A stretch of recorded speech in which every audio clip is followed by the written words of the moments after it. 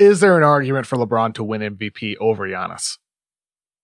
I mean, look, there is an argument if there is. Is it a good argument? I think that a lot of it is wanting to reward LeBron because in the end, when you look at it, people are going to say, you get a lot of that. He's the MVP every year. Forget that part. Forget he's that part. He's the MVP every year. Forget that he's LeBron James, a guy that has done all that he has. And look solely at the guys producing this year. Player A, player B. In that case, forget all the perception aspect.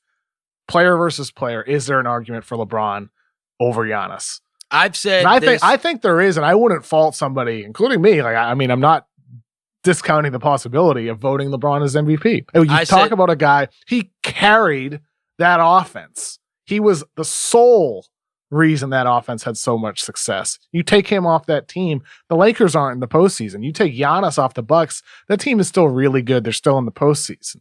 The Bucks have a stronger, deeper roster overall than the Lakers do, which is why overall there's an argument to be made that the Bucks should be the number one favorite here, not the Lakers or the Clippers, because they have a stronger overall roster. So, we've argued about this before, and I don't agree at all. I mean, look, I'm likely going to vote Giannis. Making that clear. I play devil's advocate with myself a lot here, and with LeBron, there is an argument for him. Okay, here's the thing: you can do the whole run it all down with the roster thing, and we've argued about that before. Here's that team without Giannis is also not some kind of great team. Okay. They also do not have a top 5 player in the league. And that matters when it's a guy that can stay healthy and he's playing 35, 40 minutes a night. Like, it doesn't matter who your 15th guy is if you've got a top 5 guy in the starting lineup alongside you. And so I get it, right? Maybe top to bottom depth, I would rather have the Bucks 12th guy than the Lakers 12th guy. But number 1 and number 2, like, there is a massive gap.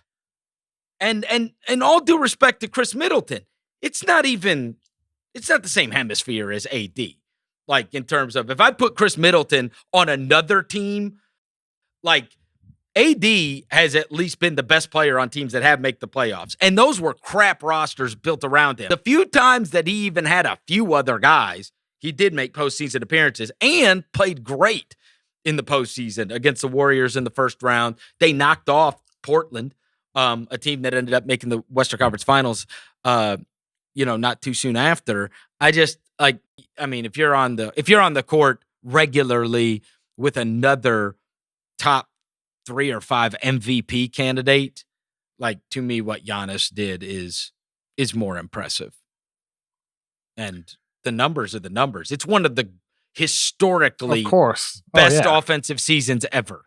And he's arguably the defensive player of the year. I mean, he could be one of the few players in league history to win both. It was a special season for Giannis. Don't get me wrong. I'm just saying LeBron also had a really incredible year too. Yep. And so did James Harden and Luka Doncic and a handful of other guys are going to find themselves in that MVP vote in the top 3, top 4, top 5.